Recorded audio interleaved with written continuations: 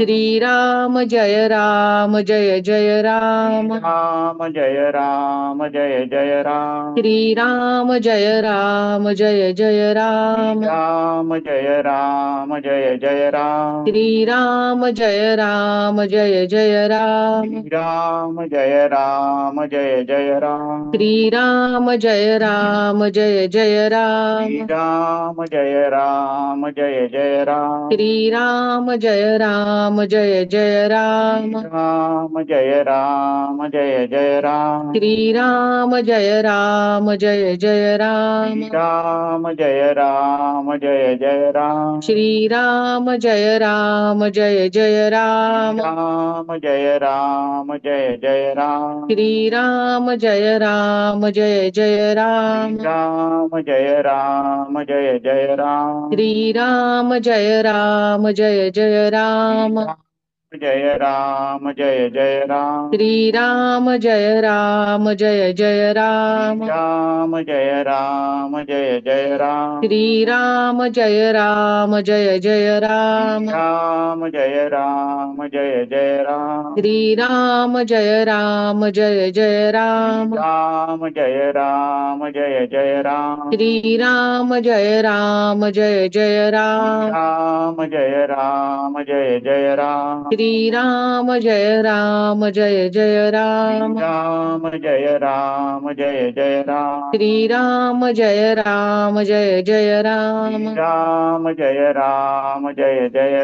श्रीराम जय राम जय जय राम राम जय राम जय जय राम श्रीराम जय राम जय जय राम जय राम जय जय राम श्रीराम जय राम जय जय राम जय राम जय जय राम श्रीराम जय राम जय जय राम राम जय राम जय जय राम श्रीराम जय राम जय जय राम जय रघुवीर समर्थ शुका सारिके पूर्ण वैराग्य जाचे वसिष्ठा परी ज्ञान योगेश्वराचे कवी वाल्मिका सारिका मान्यायचा नमस्कार माझा सद्गुरु रामदासा जय जय रघुवीर समर्थ अलंकापुरी पुण्यभूमी पवित्र जिथे नांदतो ज्ञान राजा सुपात्र तया आठवीता महापुण्य राशी नमस्कार माझा सद्गुरु ज्ञानेश्वरासी भागवता म्हणिले प्राकृती जनहितार्थ प्रपंची नांदुनी साध्य करी जो परमार्थ एकादशावरी टीका केली सुगमार्थ गाथा नमस्कार माझा सद्गुरु संत एकनाथा शांती ब्रह्म श्री एकनाथ महाराज की जय जय जय रघुवीर समर्थ. आता विष्णूजी शंकर साधना घेतील. नमस्कार.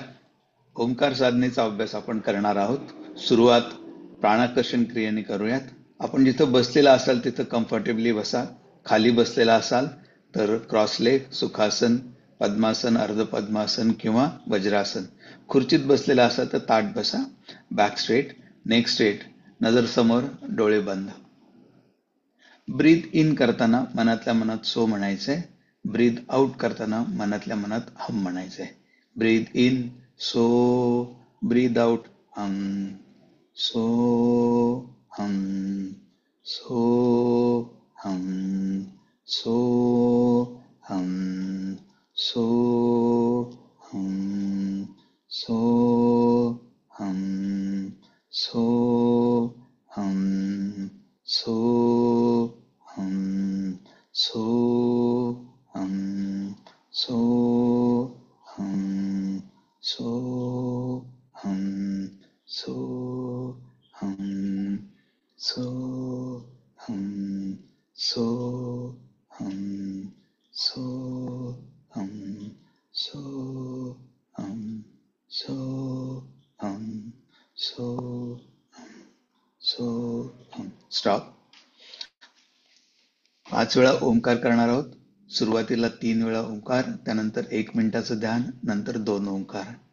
आपला जेवढा श्वास आहे तेवढ्या श्वासातल्या अर्ध्या श्वासामध्ये उ म्हणायचं आहे आणि राहिलेल्या अर्ध्या श्वासामध्ये मकार करायचा आहे. आध्यात्मिक प्रगतीसाठी मकार जास्त केलेला कधीही चांगला. ओंकार हा घंटानादेसारखा दीर्घ असावा, शंखानादासारखा गंभीर असावा आणि तेलाच्या धारेसारखा अखंड असावा. एक्झेल, घर्षणयुक्त पूरक.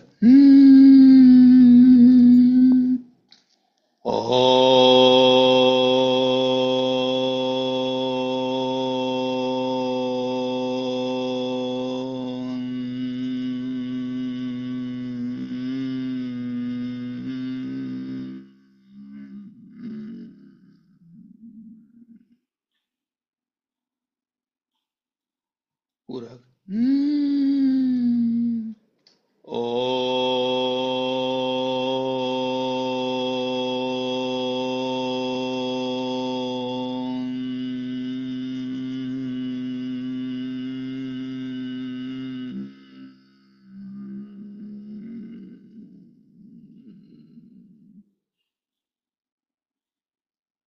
पूरक.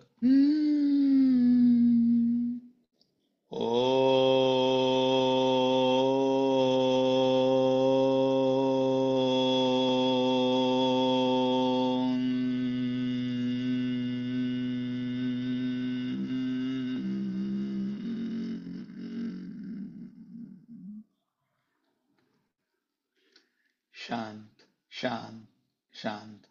आपण जो तो ओंकारचा नाद केलेला आहे, ओंकारचा जो ध्वनी केलाय, तो मनातल्या मनात आठवून साठवण्याचा प्रयत्न करा. छातीच्या मध्यामध्ये अनाहत चक्र आहे, तिथं अंगुष्ठ मात्र ज्योती बघण्याचा प्रयत्न करा.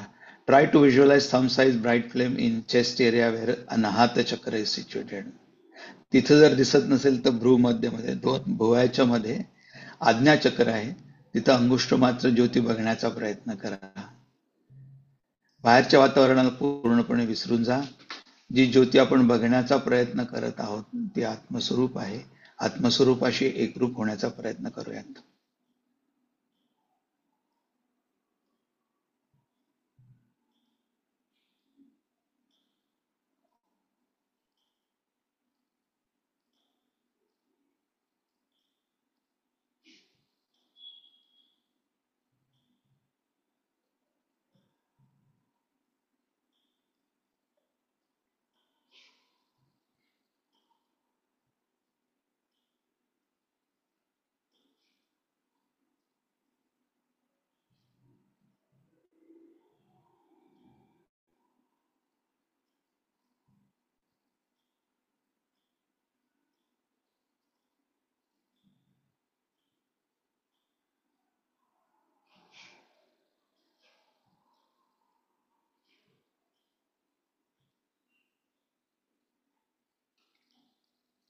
परत एकदा 2 वेळा ओंकार.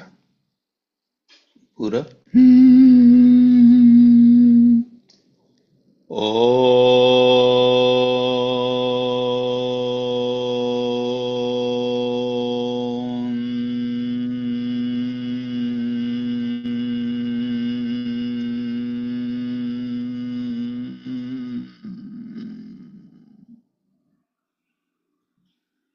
पूरक.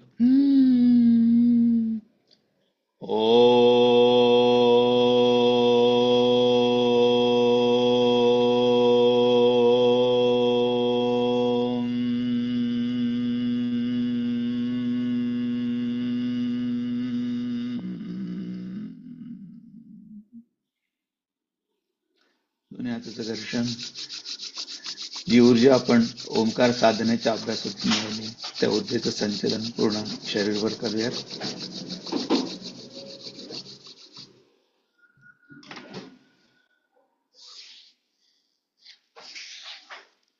हरि ओम. नमस्कार.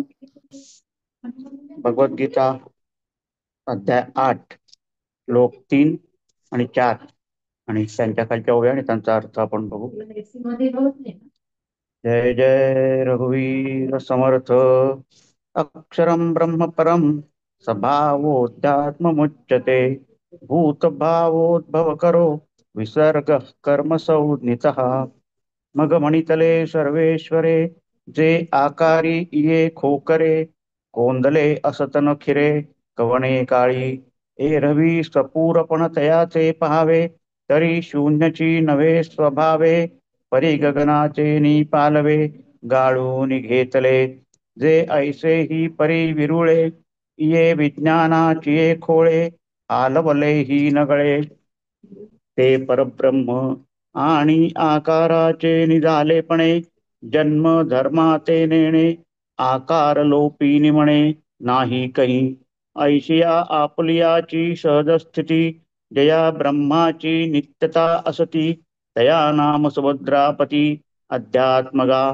मग गगनी देवी निर्मळे नेणो कैची एके वेळे उठती घनपटळे नाना वर्णे तैसे अमूर्ती तिये विशुद्धे महदादी भूतभेदे ब्रह्मांडाचे बांधे पोची लागती पै निर्विकल्पाची बरडी की आदि संकल्पाची फुटे विरूढी आणि ते सवेची मोडो नित्ये दोंडी ब्रह्मगोळकांची तया एकैकाचे भीतरी पाहिजे तव बीजाचाची भरिला देखिजे माझी होतिया जातिया नेणिजे लेख जीवा मग त्या गोळकांचे अंशांश प्रसवती आदिसंकल्प असमसहास हे असो ऐसी बहुअस सृष्टी वाढे परी दुजे नवीन एकला परब्रह्मची संचला अनेकत्वाचा आला पूरदैसा तैसे समविषमत्व नेणो कैचे वायाची चराचर रसे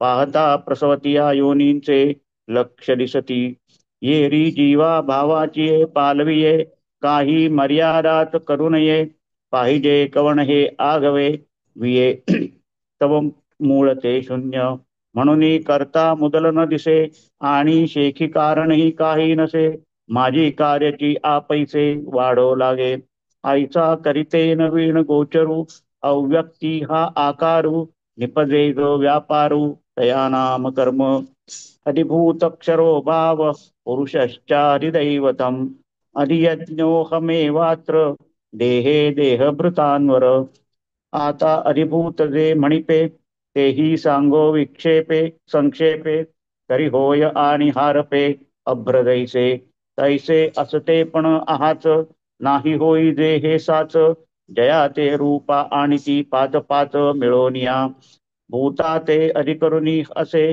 आणि भूत संयोगे तरी दिसे जे वियोग वेळे भ्रंशे नामरूपादिक तया ते अधिभूत म्हणिजे मग अधिदैव पुरुष जाणिजे जेणे देहास्तमानी वृक्षु संकल्प विहंगमाचा जो परमात्माची परी दुसरा जे अहंकार निद्रा निदसुरा म्हणून या स्वप्नींच्या बोरबारा संतोषे चिणे जीव येणे नावे जया ते आळविजे स्वभावे ते अधिदैव जाणावे पंचायतनींचे आता येची शरीरग्रामी जो शरीर भावा ते उपशमी तो अधियज्ञू एसगामी पंडू कुमरा येर आदिदैवी आदिदैवाधिभूत तेही मीच कीर समस्त परी पंधरे किडाळ मिळत काय साके नोहे तरी ते पंधरेवी पण न मिळे आणि अधिभूतारी आगवे हे अविद्येचे निपालवे झाकले तव मानावे वेगळे ऐसे तिची अविद्येची जवनिक फिटे आणि भेदभावाची अवधी तुटे मग म्हणो एक होऊनी जरी आटे तरी काय दोन्ही होती पै केशांचा उंडाळा ठेविला स्फटिकशिळा तेवरी पाहिली डोळा तो भेदली गमली पाठी केश परवते नेले आणि भेदले पण काय नेणो जाहले तरी डाक देवनी सांगिले हिळे ते काही नाते अखंडची आयती परिसंगे भिन्न गमली होती ते सारिलिया मागवती जैसी का तैसी तेवी अहंभावो जाय तरी ऐक्यते आधीची आहे हेची साचे येच होये तो अधियज्ञ मी पैगा आम्ही तुझ सकळ यज्ञ कर्मज सांगितलं काजे काज मनी धरुनी तो हा सकळ जीवांचा विसावा नैष्कर्म्य सुखाचा ठेवा, परी उघड करुनी पांडवा, दावी जतासे. पहिले वैराग्य इंधन परिपूर्ती, इंद्रियानळी प्रदीप्ती, विषयद्रव्याची आहुती देऊनिया. मग वज्रासन तेची उर्वी, शोधनी आधार मुद्रा बरवी, वेदिकारचे मांडवी शरीराचा. तेथ संयमाग्नीची कुंडे, इंद्रिय द्रव्याचे नि पवाडे, पूजिती उदंडे युक्ती घोषे. मग मनप्राण आणि संयमू, आची हवन संपरेचा संभ्रमू, येणे संतोष विजय निधुर्मू ज्ञान नळू. ऐसे हे सकळ ज्ञानी समर्पे, मग ज्ञान ते ज्ञेयी हारपे, पाठी ज्ञेयची स्वरूपे निखिल उरे. तया नावगा अधियज्ञू, ऐसे बोलला जो सर्वज्ञू, तव अर्जुन अति प्राज्ञू तवा पातले ते. हे जाणोनी म्हणितले देवे, पार्था परिसतू आहासी बरवे, या कृष्णाची या संतोषासवे. येरू सुखाचा जाहला, देखा बालकाची या धणी ठाई जे, का शिष्याचे नि जाहलेपणे होईजे. हे सद्गुरूची एकले नि जाणीजे, का प्रसवतिया. म्हणून सात्विक भावांची मांदी, कृष्णा अंगी अर्जुना आधी, न समातसे परी बुद्धी सावरून देवे. मग पिकलिया सुखाचा परिमळू, का निवालिया अमृताचा कल्लोळू. तैसा कोवळा आणि सरळू बोलू बोलिला, म्हणे परीसणे यांच्या या राया. आई के बापा धनंजया, ऐसी जळो सरलिया माया.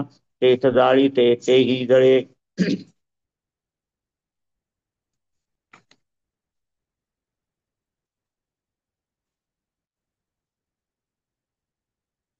श्रीकृष्ण म्हणाले, जे परम अविनाशी आहे ते ब्रह्म, ब्रह्माची आकाराच्या उत्पत्ती नाशांबरोबर उत्पन्न व नष्ट न होणे, जी सहज स्वरूप स्थिती, तिला अध्यात्म असे म्हणतात. अक्षर ब्रह्मापासून भूतमात्रादी चराचर पदार्थांची उत्पत्ती करणारा जो सृष्टी व्यापार, त्याचे नाव कर्म. मग सर्वेश्वर श्रीकृष्ण म्हणाले, जे या सर्व फुटक्या नाशिवंत आकार मात्रात गच्च भरले असताही कोणत्याही वेळी गळत नाही. एरवी त्याचा सूक्ष्मपणा पाहू गेले तर ते शून्यच वाटेल, पण ते स्वभावाने शून्य नव्हे, कारण ते मूळचे सत आहे. शिवाय ते इतके सूक्ष्म आहे की सूक्ष्मात सूक्ष्म जे आकाश त्याच्या पदरातून ते गाळून घेतले आहे. जे इतकेही सूक्ष्म असून झिरझिरीत असलेल्या या प्रपंचरूप वस्त्राच्या गाळणीतून हलवले तरी गळत नाही, ते परब्रह्म होय. आणि आकाराला आलेल्या पदार्थांच्या उत्पत्ती बरोबर जे जन्मरूपी विकाराला जाणत नाही व आकारवान पदार्थ नाहीसे झाले तरी जे केव्हाही नाश पावत नाही. अर्जुना, याप्रमाणे आपल्या स्थितीने असणाऱ्या ब्रह्माचे जे अखंडत्व, त्या अखंडत्वास अध्यात्म हे नाव आहे. मग ज्याप्रमाणे निर्मळ आकाशात एकदम निरनिराळ्या रंगांच्या मेघांच्या फळ्या कशा येतात हे कळत नाही, त्याप्रमाणे त्या विशेष शुद्ध व निराकार अशा ब्रह्माच्या ठिकाणी महत्तत्व वगैरे भूतभेदाने ब्रह्मांडाचे आकार उत्पन्न व्हावयास लागतात. निर्विकल्प परब्रह्माची माळ जमिनीवर मूळ संकल्प एकोहम बहुश्याम रूपी अंकुर फुटतो आणि त्याबरोबर ब्रह्मगोळकांचे आकार दाट येतात. त्या एक एक ब्रह्मांडामध्ये पाहावे तो ते ब्रह्मांड बीजांनीच मूळ संकल्पानेच भरलेले दिसते व एकेका ब्रह्मांडामध्ये होणाऱ्या जाणाऱ्या जीवांची तर गणती नाही. मग त्या गोळकांमधील अंशरूपी एक एक जीव असंख्य आदिसंकल्प करावयास लागले. हे असो, याप्रमाणे सृष्टी फार वाढावयास लागली, पण दुसऱ्याशिवाय एक परब्रह्मच सर्वत्व भरलेले आहे आणि त्याच्या ठिकाणी अनेक वत्ताचा असा पूर आला आहे. याप्रमाणे त्या ब्रह्माच्या ठिकाणी समविषयत्व कोठून आले हे कळत नाही. तेथे उगीच स्थावर जंगम पदार्थ उत्पन्न होतात. ते पाहिले असता प्रसवणाऱ्या योनींचे लक्षावरी प्रकार दिसतात. इतर जीवा भावाच्या पालवीची काही गणनाच करता येत नाही. हे कोण प्रसवते म्हणून पाहू गेले तर त्याचे मूळ ते शून्य आहे. म्हणून याचा मुळात करता कोणी दिसत नसून शेवटी याचे कारणही काही नाही व मध्ये कार्यच मात्र आपोआप वाढावयास लागले आहे. याप्रमाणे कर्त्याशिवाय अव्यक्ताच्या ठिकाणी ज्याच्या योगे हा भासमान होणारा आकार उत्पन्न होतो, असा जो व्यापार त्याला कर्म हे नाव आहे. हे नरश्रेष्ठा, अधिभूत म्हणजे नश्वर पदार्थ व जीव हाच अधिदैवत आणि या देहात अधियज्ञ मीच आहे. आता अधिभूत ज्याला म्हणतात तेही थोडक्यात सांगतो. तर ज्याप्रमाणे ढग उत्पन्न होतात व लय पावतात, त्याप्रमाणे ज्याचे अस्तित्व उगीच वरवर असते व न होणे हेच ज्याचे खरे स्वरूप आहे, आणि ज्याला पंचमहाभूते एकत्र होऊन व्यक्त दशेला आणतात, जे पंचमहाभूतांचा आश्रय करून असते आणि पंचमहाभूतांचा संयोग पंचीकरण झाला तरच जे दिसते, आणि पंचमहाभूतांचा वियोग झाला असता ते नामरूपात्मक शरीर नाशाला पावते, त्याला शरीराला अधिभूत म्हणावे. मग अधिदैव म्हणजे पुरुष समजावा. तो प्रकृतीने मिळवलेले भोग भोगतो, जो चैतन्याचा प्रकाशक आहे, जो इंद्रियरूपी देशाचा स्वामी आहे, आणि जो देह पडण्याच्या वेळी संकल्परूप पक्षी राहण्याचा वृक्ष आहे, जो वास्तविक परमात्माच आहे, पण जो दुसरा झाला कारण की त्यास अहंकार रूपी झोप येऊन भासात्मक स्वप्नाच्या व्यवहाराने तो संतोष पावतो व कष्टी होतो. ज्याला जीव या नावाने स्वभावता बोलतात, त्याला पंचभूतात्मक शरीररूपी घरातील अधिदैव समजावे. आता याच शरीररूपी गावामध्ये जो शरीर भावाला देहाहंकाराधिकांना नाहीसे करतो, तो या शरीरातील अधियज्ञ अर्जुना मी आहे. इतर अधिदैव अधिभूत तेही सर्व खरोखर मीच आहे. परंतु अस्सल सोने डाकाला मिळाले तर ते हिणकस होत नाही का? वास्तविक या सोन्याचा उत्तमपणा मळत नाही, आणि ते किडाच्या भागाबरोबर तद्रूप होत नाही. पण जोपर्यंत ते उत्तम सोने किडांच्या मिलाफाने असते, तोपर्यंत त्याला हिणकसच म्हटले जाते. त्याप्रमाणे अधिभूत वगैरे हे सर्व जोपर्यंत अविद्येच्या पदराने झाकलेले आहे, तोपर्यंत वेगळे असे समजावेत. तो तोच अविद्येचा पडदा काढला म्हणजे द्वैत भावाची हद्द संपते. मग हे एकमेकांना मिळून तद्रूप झाले असे म्हणावे, तर पहिल्या प्रथमचे दोन होते का? केसांचा गुंडाळा आहे व त्यावर स्फटिकाची शिळा ठेवली तर ती वरून डोळ्याने पाहिली असता फुटलेली दिसते. नंतर केस त्या स्फटिक शिळेपासून दूर काढले, मग त्या शिळेचा फुटकेपणा कुठे गेला ते कळत नाही. तर डाग देऊन त्या शिळेला जोडले काय? तर नाही, ती मूळची अखंड होती तशीच आहे, परंतु केसांच्या संगतीने भंगलेली दिसत होती. ते केस दूर केल्यावर पुन्हा ती मूळची जशी होती अखंड तशीच आहे. त्याप्रमाणे अहंकार गेला तर ऐक्य मूळचेच आहे. हा प्रकार खरोखर जेथे घडतो तो अधियज्ञ मी आहे.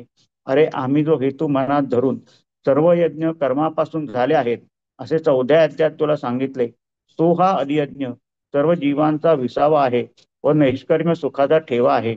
पण तुला तो मी उघड करून दाखवित आहे. प्रथम वैराग्यरूपी भरपूर काष्ठांनी चांगला पेट घेतलेल्या इंद्रियरूपी अग्नीत शब्दादी विषयरूपी द्रव्यांच्या आहुती देऊन, नंतर वज्रासन हीच कोणी जमीन ती शुद्ध करून शरीररूपी मांडवात आधार मुद्रारूपी चांगला ओटा घालतात. तेथे धारणा समाधीरूपी अग्नीच्या कुंडात बंधत्रयांच्या मंत्रघोषाने इंद्रियरूपी विपुल द्रव्यांच्या साह्याने यजन करतात.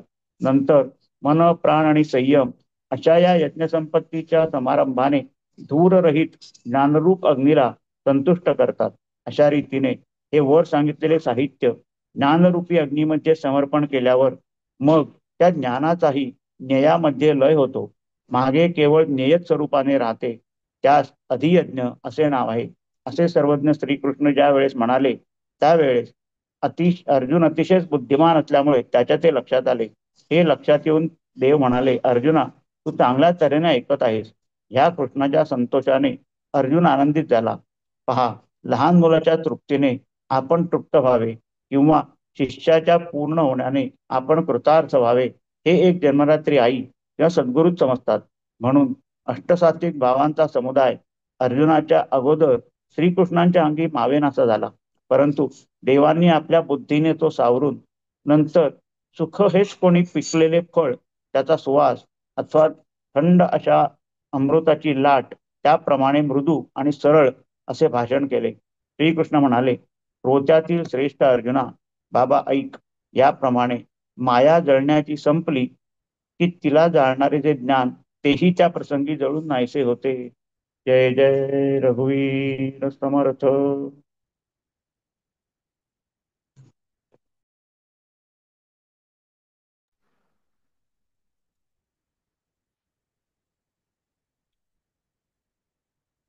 जय जय रघुवीर समर्थ. गुरुर्ब्रह्मा गुरुर्विष्णू गुरुर्देव महेश्वरा गुरु साक्षात परब्रह्म तस्मै श्री गुरुवे वसुदेवसुतं देवं कंसचाणूरमर्दनं देवकी परमानन्दं कृष्णं वन्दे जगद्गुरु भगवान श्री कृष्ण महाराज जय जय जय रघुवीर समर्थ.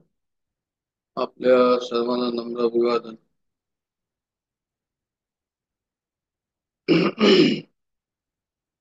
अध्याय 8 भगवद्गीतेचा अध्याय 8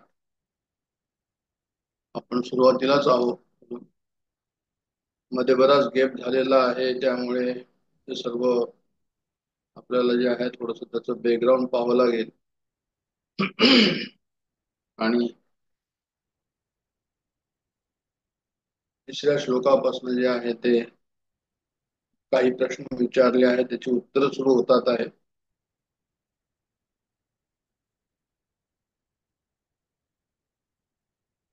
याच या चॅप्टरचं नाव आहे अक्षर ब्रह्मयोग. हे आपण सुरू करणार आहोत. आणि अक्षर ब्रह्मयोग का म्हटलं, असं नाव त्याला का आलं, त्याचं उत्तर असं आहे की याच्यामध्ये सगुण आणि निर्गुण हे दोन्ही तत्वाचं वर्णन आहे आणि ओंकाराचंही वर्णन याच्यामध्ये आहे. म्हणून त्याला जे आहे हे कसं आहे तर म्हणे हे अक्षर हे परब्रह्म स्वरूप आहे. परब्रह्म स्वरूपाचं वर्णन याच्यामध्ये केलेलं आहे. अक्षर म्हणजे त्याचा नाश होतो, अक्षर म्हणजे त्याचा नाश होत नाही. तर असं जे अक्षर जे आहे ते ब्रह्म आहे, म्हणून याला अशा प्रकारे नाव त्यांनी दिलेलं आहे. तर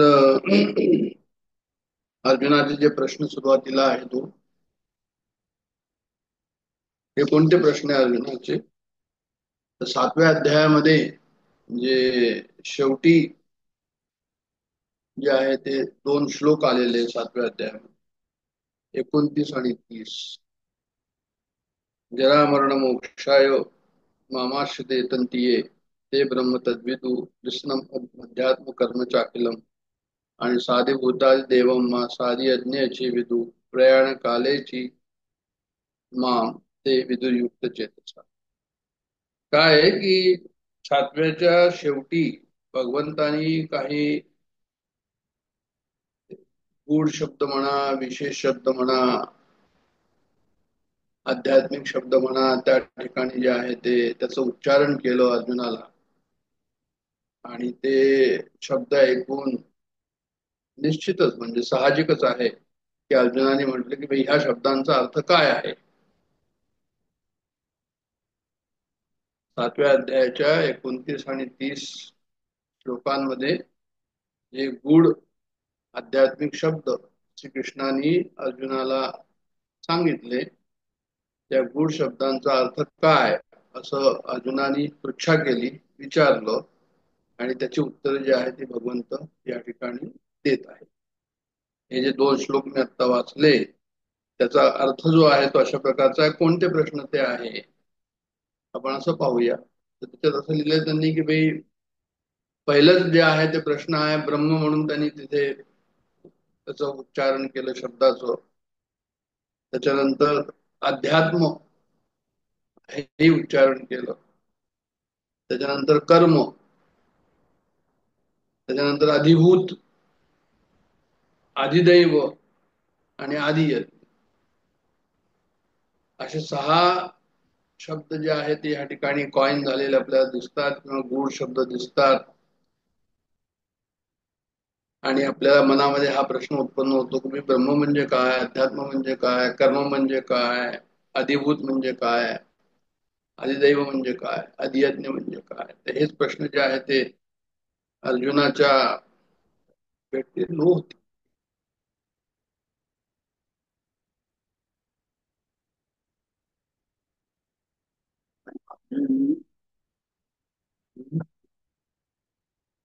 आहे कुठे कनेक्शन? काय आहे?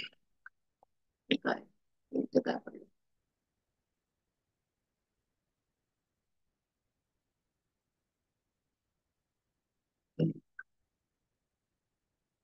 एक मिनिट मी कनेक्शन पाहतो.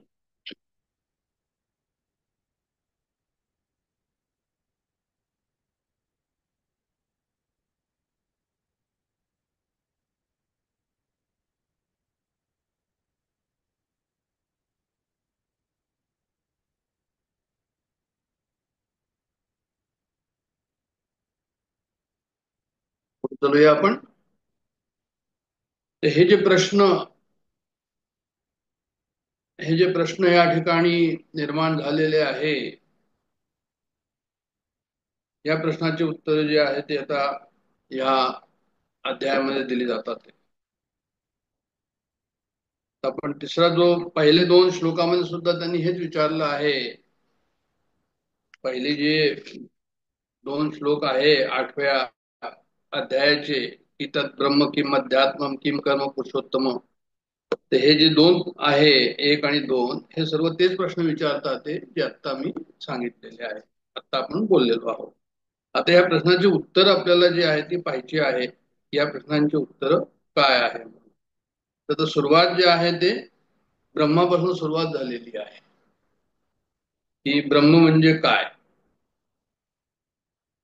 आता काय की खरं म्हणजे हा जो हे आहे, म्हणजे हे चॅप्टर जे आहे या अध्यायाची किंवा ह्या चॅप्टरची काही विशेषता आहे ते पाहून आपण पुढे चालूया. विशेषता काय आहे की ह्याच्यामध्ये जे आहे ते मृत्यू समयीचं वर्णन केलेलं आहे. टॉपिक ऑफ डेथ, जसं गरुड पुराणामध्ये आहे की मृत्यू समयी काय होतं, काय व्हायला पाहिजे. म्हणजे सर्वसाधारण मनुष्य जो आहे तो मृत्यूला घाबरतो, त्याला अशुभ वाटतो मृत्यू, त्याला अभद्र वाटतो. कारण की आम्हाला असं वाटतं की मी शरीर आहे. आणि मृत्यू काय करतो तो म्हणजे मृत्यूच आपलं सर्वच घेऊन जातो. समर्थांनी म्हटलंय की मृत्यू जो आहे तो मृत्यू न म्हणे न नृप, म्हणजे मृत्यू हे नाही पाहत की तो राजा आहे की कोण आहे, म्हणून रंक आहे. मृत्यू हा प्रत्येकाला अवश्यंभावी आहे आणि प्रत्येकाला त्याची भीती वाटते. आणि भीती वाटण्याचं कारण 2 आहे. एक तर हे आहे की मी देह आहे असं मला वाटणं, हे अध्यात्माचं विषय आहे, ते समजून घ्यायला पाहिजे. आणि दुसरं आम्हाला हे वाटतं किंवा जेवढे इतक्या वर्षाचे आमचे रिलेशन्स आहे, 60-70 वर्षाचे, आमची प्रॉपर्टी आहे, सत्ता आहे, संपत्ती आहे, कीर्ती आहे, यश आहे, प्रतिष्ठा आहे, त्या लोकांमध्ये आमचं उठणं बसणं आहे, ते सर्व जे आहे ते अचानक एक दिवस गुल होऊन जाईल. आणि हे सर्व जे आहे ते काय, हे हा जो अध्याय आहे आम्हाला शिकवतो, हा आर्ट ऑफ डाईंग, मृत्यूला सामोरे कसं जावं याच्याबद्दलचं विवेचन या याच्यामध्ये आहे. हाऊ टू डाय ब्युटिफुली असं म्हणूया वाटलं तर आपण त्याला, किंवा लाईफ आफ्टर डेथ काय आहे ते समजून घ्यावं, म्हणजे मृत्यूला सामोरे चांगल्या प्रकारे जाता येईल. कारण ignorance is the main thing. आणि नॉलेज जर झालं बरोबर की काय होणार आहे, ते कोणाला होणार आहे, माझा त्याच्याशी काय संबंध आहे, हे जर झालं. नचिकेताने सुद्धा यमराजाला हाच प्रश्न विचारला होता की प्रेते मनुष्य असती ती की, म्हणजे कठोपनिषदामध्ये हा प्रश्न विचारला होता त्यांनी. तर सांगायचं तात्पर्य असं की ह्या अंतकाळमध्ये जे आहे ते आमचं चित्त जे आहे ते भगवंताकडे कसं राहायला हवं, आणि ते राहायला हवं हे ह्याचं उत्तर जे आहे ते या चॅप्टरमध्ये आहे. तर अशा प्रकारचे हे सर्व प्रश्न ब्रह्म अध्यात्म कर्म अधिभूत अधिदेव अधियज्ञ आणि अंतकाळमध्ये जे आहे ते आमचं चित्त जे आहे ते भगवंताशी कसं राहील, अशा प्रकारचं सर्व विवेचन या ह्याच्यामध्ये आपल्याला पाहायला मिळेल. खरं म्हणजे अर्जुनाचे जे हे प्रश्न आहे हे संवाद रूपामध्ये, संवाद रूपाचा अर्थ हा होतो की अर्जुनाने प्रश्न विचारले आणि कृष्ण त्याचं उत्तर देत जाते. म्हणजे इथे वाद विवाद नाहीये, म्हणजे इथे काही डिस्कशन नाहीये. आणखीन दुसरं त्याचं असं आहे की संवाद आणि वाद याच्याबरोबर आपल्याला 2 शब्द आणखीन माहिती आहे, आणि ते आहे जल्प आणि वितंडवाद. तर जल्प म्हणजे काय की आर्ग्युमेंटच करायची फक्त. आर्ग्युमेंट मनुष्य करत राहतो, तो ऐकायला तयार नसतो. काहीतरी बॅकग्राऊंड असतं त्याच्यावर तो आर्ग्युमेंट करत राहतो, ऐकत नाही. आणि वितंडवाद म्हणजे काय की त्याला बॅकग्राऊंड सुद्धा नसतं, फक्त त्याला अपोज करायचं म्हणून तो अपोज करत असतो. तर हे अर्जुन कृष्ण संवाद हा जो आपण या ठिकाणी पाहतो आहोत, आणि या प्रश्नाचे उत्तर जे आहे आता आपल्या समोर येतात ते. आणि पहिला प्रश्न जो आहे तो अक्षरम ब्रह्म परमम. आता अक्षरम ब्रह्म परमम हे जे आहे या ठिकाणी, म्हणजे जे अविनाशी आहे तेच परब्रह्म आहे. अक्षरम ब्रह्म परमम म्हणजे हे आहे की भाई जे जी मुख्य वस्तू आहे म्हणूया आपण, किंवा ज्याला आपण असं म्हणूया की जे तत्व आहे, जे तत्व आम्हाला जे आहे ते माहिती करायचं आहे, ते ते मुख्य तत्वाबद्दलचं विवेचन या ठिकाणी जे आहे ते चाललेलं आहे. एक आपल्याला माहिती नाशवान आहे, एक कसं आहे तर म्हणे अविनाशी आहे तत्व. तर जे नाशवान आहे त्याला क्षर म्हणतात, आणि जे नाशवान आहे तिथे द्वंद्व आहे. जे नाशवान आहे न क्षरती इति क्षरम, जे त्याचा क्षर होत नाही ते अक्षर आहे, ते अविनाशी आहे, ते निर्द्वंद्व आहे, तेच पराभक्ती आहे, तेच चेतन तत्व आहे, तेच पराज्ञान आहे. आपण या ठिकाणी काय करतोय की ब्रह्म अक्षरम परमम. तर परम शब्दात कशाला म्हणतात म्हणजे जे श्रेष्ठ आहे आणि जे सूक्ष्म आहे, जे सूक्ष्माती सूक्ष्म आहे त्याला ते परम म्हणतात. शंकराचार्यांनी असं म्हटलंय की अतीव सूक्ष्म परमात्म तत्व. परमात्मा तत्व कसं आहे तर म्हणजे सूक्ष्मामध्ये सूक्ष्म आहे. आकाशातनं गाळलं जाईल अशा प्रकारची भाषा पुढच्या याच्यामध्ये येणार आहे ओव्यांमध्ये. आणखीन याचं जे आहे ते आपल्याला उलगडा त्याचा पुढे होईल की अक्षरम ब्रह्म परमम. तर हे कसं आहे तर म्हणे जे आहे ते परब्रह्माची व्याख्या कशा प्रकारची आहे की जे कोणत्याही साधनाने नाश पावत नाही ते अक्षर, जे अविनाशी. म्हणजे अजो नित्यम शाश्वतोयम पुराणे न हन्यते हन्यमाने शरीरे.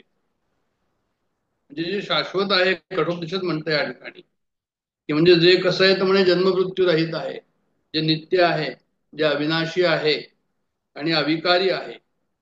त्यामुळे शरीराचा जरी नाश झाला तरी त्याचा कधी नाश होत नाही, असं ते परब्रह्म तत्व आहे, असं ते अक्षरम ब्रह्म आणि म्हणून परमम आहे असं. हे काही ब्रह्म म्हणजे एखादी वस्तू नाहीये.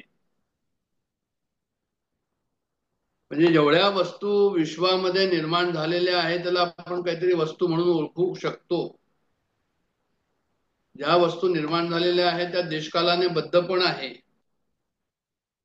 अंतवंत इमे देहा, आपला देह निर्माण झालेला आहे त्याला अंत आहे, तर तो सुद्धा नाशवान आहे. पण हे कसं आहे तर म्हणे ही वस्तू नाहीये. म्हणून अक्षर या शब्दाने येथे विश्व म्हणूया, सर्व विषय म्हणूया, शरीर म्हणूया, इंद्रिय म्हणूया, या सर्वांचा निराश केलेला आहे. याचा अर्थ हा झाला की अक्षर म्हणून जे आहे ते आपल्याला जेवढं इंद्रियाने समजेल तसं काही नाहीये ते अक्षर. देशकालाने ते मर्यादित नाहीये. जे देशकालाने मर्यादित नाही, भूत भविष्य वर्तमान या तिन्ही काळामध्ये जे त्याच्यामध्ये जो आहे तो काही बदल होत नाही, कोणत्याही प्रकारचा विकार होत नाही, जे नित्य आहे, शाश्वत आहे, तेच अक्षर आहे. त्याच त्यांनी अक्षरम ब्रह्म परमम अशा प्रकारचं म्हटलेलं आहे. म्हणजे ज्या निर्माण झालेल्या आहे त्या काळाने बद्ध झालेल्या असतात. हे निर्माण नाही झालंय म्हणून हे काळाने बद्ध नाहीये, आणि म्हणून त्याचा नाशही होत नाही. ज्याची उत्पत्ती त्याचा नाश होईल, ज्याची उत्पत्ती नाही त्याचा नाश होत नाही. मग कोणत्याही वस्तूचा नाश दोन प्रकाराने होतो. एक तर काळामध्ये तो विषय हनन क्रियेचा विषय होऊन नाश होतो, किंवा रज्जू सर्पवत की अंधुप्रकाशामध्ये जे आहे ते काही वेळा दोरीव सर्पाचा भास होतो, नंतर उजेड टाकला तर तो जो आहे तो भास होत नाही. तर जी वस्तू कल्पित आहे त्याचा निराश होईल, जी वस्तू कल्पित ती जाईल, जी वस्तू कल्पित नाही त्याचा बाध होणार नाही. ब्रह्म कसं आहे तर म्हणजे हे कल्पित नाहीये, अपरोक्ष स्वरूपाने याची प्रचिती आपल्याला येते. काही वेळा आपल्याला अज्ञानामुळे वस्तू असूनही दिसत नाही, त्याचा अनुभव येत नाही आपल्याला, ती लुप्त झाल्यासारखी वाटते. जसं उदाहरणात जर द्यायचं झालं तर सरोवरामध्ये शेवाळ आहे, तर सरोवर पाणी एक वेळ दिसणार आणि शेवाळामुळे असं होऊ शकतं. पण पाणीच जे आहे ते शेवाळाला आधार देते, पाण्यामुळेच तो शेवाळ आहे, पण पाणी लुप्त झाल्यासारखं वाटतं. तर याच्यामुळे काय, याचा अर्थ हा झाला की म्हणजे जग सुद्धा जे आहे, हे सर्व जग जे आहे आपल्याला दिसतंय या ठिकाणी, हे आपल्याला स्पष्ट जग दिसतंय या ठिकाणी, पण ते कसं आहे तर म्हणजे ते शेवाळ्यासारखं आहे, म्हणजे परब्रह्म त्या ठिकाणी झाकलं गेलेलं आहे. तर असं अक्षर शब्दापासून निर्देशित केलेला परब्रह्म अज्ञान रूपी अंधाराचं आवरण सारखं ते आहे, म्हणून ते आपल्याला भासत नाही. म्हणून लोक म्हणतात आत्मा नास्ती, म्हणून लोक म्हणतात की आत्मा नाहीच आहे, म्हणजे जो देह आहे हाच आत्मा आहे असं त्यांना वाटतं त्या ठिकाणी. तर जी वस्तू नित्य प्रकाश स्वरूप आहे, चैतन्य स्वरूप आहे, आत्मचैतन्यामुळेच अज्ञानाची जाणीव होते. आता अज्ञान जे आहे त्याच्यावर आलेलं आहे ते सुद्धा आत्माच्या प्रकाशामुळेच आहे, ते चैतन्यामुळेच आहे. अज्ञान आत्म्यावर आवरणही घालू शकत नाही. आत्मा अज्ञानाचा विरोधी नाहीये, तो अज्ञानाला आश्रय देतो. म्हणजे सांगायचं तात्पर्य असं या ठिकाणी आहे की अज्ञान सुद्धा जे आहे ते आपल्याकरता, आपल्याला असं वाटतं की जे आहे ते जसं सूर्यावर ढग आले तर सूर्याचा प्रकाश तसाच आहे, तेवढाच तेजोमान आहे, तसंच परब्रह्म स्वरूप सुद्धा तेवढंच तेजोमय आहे. पण आमच्या समोर तो ढग आला त्याच्यामुळे जो आहे तो आम्हाला सूर्याचा प्रकाश कळला नाही. तर तसंच या ठिकाणी जे आहे ते आमचं अज्ञान जे आहे की मी देह आहे, मी परब्रह्म स्वरूप नाही, मी देह आहे, अशा प्रकारचं जे अज्ञान आहे ते जे आहे अज्ञान, आत्मज्ञानामुळेच ते अज्ञान झालेलं आहे, आत्म्यामुळेच ते अज्ञान झालेलं आहे, प्रकाशित झालेलं आहे. पण तेच जे आहे ते कसं आहे तर म्हणे ते आत्मज्ञान त्या अज्ञानाला आश्रय देतो असं नाहीये. आत्मा जे आहे तो अज्ञानाला आश्रय देतो असं नाही. आत्मा जो आहे तो ज्ञानालाही आश्रय देत नाही, अज्ञानालाही आश्रय देत नाही, असं ते परब्रह्म स्वरूप. कसं आहे तर म्हणे तो निर्गुण, निराकार, निर्विशेष, निरुपाधिक असं असून म्हणजे जे आहे अक्षर असं त्याला म्हटलेलं आहे. अक्षराची एक शब्द त्यांनी आणखीन व्याख्या केलेली आहे की ज्याप्रमाणे अग्नी लोखंडाच्या गोळ्याला अंतर्बाह्य व्याप्त करतो. एखादा लोखंडाचा गोळा आहे आणि त्याला अग्नीमध्ये टाकला तर तो अंतर्बाह्य कसा पूर्ण लाल होऊन जातो, तो गोळा जो आहे. तर त्याचप्रमाणे हे जे आहे ते व्यष्टी किंवा पिंड ब्रह्मांडाला सुद्धा अंतर्बाह्य व्याप्त करून जे आहे ते कसं आहे तर म्हणे जे आहे ते तसंच असंग जे आहे ते परब्रह्म स्वरूप या सर्व जगामध्ये आहे. आणि तेच स्वरूप जे आहे तीच वस्तू निर्देशित केलेली आहे. ते वस्तू म्हणजे कोणती, सच्चिदानंद स्वरूप, परब्रह्म स्वरूप. मग हे ओंकार आहे का अक्षर म्हणजे, तर म्हणे नाही, ओंकार नाहीये. प्रणववाचक आहे का तर म्हणे प्रणववाचक नाहीये. का नाहीये तर म्हणे त्याच्यामध्ये ओंकारामध्ये अकार उकार मकार आहे आणि ओंकार सुद्धा लय पावत असल्यामुळे ते अक्षर होऊ शकत नाही. म्हणून श्रुतीने त्याला जे आहे त्याला सुद्धा वेगळं केलेलं आहे. अक्षर शब्दाचा अर्थ जो आहे तो अव्यक्तही नाही आणि अक्षर शब्दाचा अर्थ जो आहे तो ओंकारही नाही. हे आणखीन त्याच्या पलीकडे म्हणजे फक्त परब्रह्म स्वरूपच याच्यामध्ये आहे, आणखीन काही नाहीये. अव्यक्तापेक्षाही श्रेष्ठ आहे, ओंकारापेक्षाही हे श्रेष्ठ आहे, असं हे आत्मतत्व या ठिकाणी आहे. तर अक्षर जसं मी सांगितलं की अव्यक्त नसून, ओंकार नसून परब्रह्म स्वरूपच होय, असं या ठिकाणी जे आहे ते वर्णन केलेलं आहे. आणि अव्यक्ताचा निराश करून, ओंकाराचा निराश करून परब्रह्म स्वरूप आम्हाला जे आहे ते समजून घ्यायचंय. जे कसं आहे तर म्हणजे निर्वयव आहे, निष्क्रिय आहे, निरुपाधिक आहे, निरातिशीय आहे, सूक्ष्म सूक्ष्म आहे असं.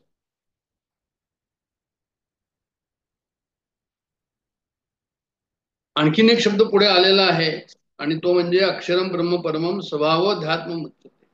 म्हणजे या परब्रह्माचा स्वभाव कसा आहे. आता परब्रह्माचा स्वभाव कसा आहे तर म्हणजे जो आहे तो परब्रह्माचा स्वभाव जो आहे तो आपल्याला अध्यात्म म्हणून त्याचं नाव दिलेलं आहे. स्वभाव अध्यात्म उच्चते. याचा अर्थ काय झाला? याचा अर्थ हा झाला की जसं सर्व ब्रह्मांडाला सूर्य प्रकाशमान करतो, त्याप्रमाणे देहापासून बुद्धीपर्यंत सर्व प्रकाशमान करण्यासाठी जे तत्व त्या ठिकाणी आहे त्याला अध्यात्म म्हणतात. म्हणजे असं का म्हटलं त्यांनी? सर्व जगाला जो आहे तो प्रकाशमान करतो, पण एकांशेने जगत, म्हणजे परब्रह्माच्या एका अंशावर जगत आहे असं म्हटलेलं आहे. त्याचा अर्थ हा झाला की जे जगताला जे प्रकाशमान करतो, म्हणजे देहापासून बुद्धीपर्यंत जे प्रकाशमान करतो तत्व, ते तत्वाला त्यांनी अध्यात्म म्हटलेलं आहे. परब्रह्म कसं आहे म्हणजे त्याच्याही पेक्षा मोठं आहे. अक्षर ब्रह्म जे आहे त्याच्याही पेक्षा मोठं आहे. आणि हे कसं आहे तर म्हणे हे जे आहे अध्यात्म म्हणजे असं की त्याचा स्वभाव जो आहे तो कसा आहे स्वभाव, तर म्हणे स्वभाव जो आहे तो देहाला आणि बुद्धीला जो प्रकाशित करतो त्याला त्यांनी म्हटलेलं आहे की अध्यात्म असं म्हटलेलं आहे. त्याला प्रत्येकात्मा सुद्धा असं नाव दिलेलं आहे. तर हा कसा आहे याच्यामध्ये, तर म्हणे हा शरीरामध्ये आहे, पण तो शरीरापासून भिन्न आहे, शरीरापासून असंग आहे. हा असंग आहे या ठिकाणी, त्याचा संबंध नाहीये. हा काही शरीरामध्ये जे आहे आपलं जे यंत्र आहे याचा काही एक भाग होतो असं नाहीये. तो सर्वांहून भिन्न आहे. आणि तो कसा आहे, तो सत्ता रूपाने आहे. केवळ सत्तेमुळे अंतःकरणात जो आहे तो आहे. जसं परत सांगितलं की लोखंडाचा जो गोळा असतो आणि तो अग्नीच्या संसर्गामुळे तेजपुंज दिसतो, तसंच आमचं शरीर जे आहे त्याच्या संसर्गामुळे तेजपुंज दिसतं. आमचं शरीर अचेतन आहे, जड आहे, पण ते तेजपुंज का दिसतं? म्हणजे जसं लोखंडाचा गोळा अग्नीच्या जवळ गेला आणि तो लोखंडाचा गोळा जसा लाल होतो, तसंच हे चेतन तत्व जे आहे, चेतन तत्वाच्या कॉन्टॅक्ट मध्ये येऊन ज्याला मी प्रत्येगात्मा म्हणतो, ज्याला अध्यात्म म्हणतो, ते जे आहे ते तो प्रकाशमान होतो. तर अध्यात्म म्हणजे काय? हेच परब्रह्माचं स्वरूप आहे एक प्रकार. स्वभाव म्हणजेच अध्यात्म, अध्यात्म म्हणजे स्वभाव. सर्वस चाहन हृदयसन्निविष्टो असं म्हटलंय 15व्या अध्यायामध्ये. म्हणजे जे भूतमात्रामध्ये कसं आहे, सर्वदूर म्हणे परमेश्वर, हृदयस्थ परमेश्वर आपण म्हणतो. हृदयस्थ परमेश्वर म्हणतो म्हणजे असं की तो निस्संग असून तो साक्षी चैतन्य स्वरूप आहे, असं ते परब्रह्म स्वरूप आहे. म्हणजे ब्रह्मापासून मुंगीपर्यंत सर्वदूर ते परब्रह्म स्वरूप कसं आहे तर म्हणजे जे आहे ते सर्वदूर विद्यमान आहे आणि ते असंग आहे, ते त्याच्यामध्ये सत्ता रूपानी आहे.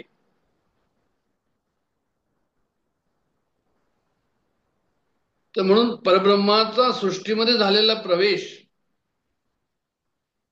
जसं एकांशामध्ये जगत आहे त्याचा अर्थ 99% त्या ठिकाणी काहीच नाहीये जगत.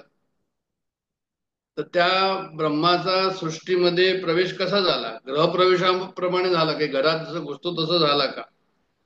किंवा आपण हाताची बोटं तोंडामध्ये टाकतो तसा प्रकार प्रवेश झाला का? तेवढ्याने तसा नाही झाला, अस्तित्व म्हणून झाला. अस्तित्व झाला म्हणजे काय झालं?